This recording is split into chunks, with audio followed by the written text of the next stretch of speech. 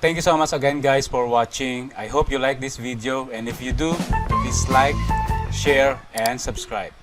Once again, always keep safe and God bless.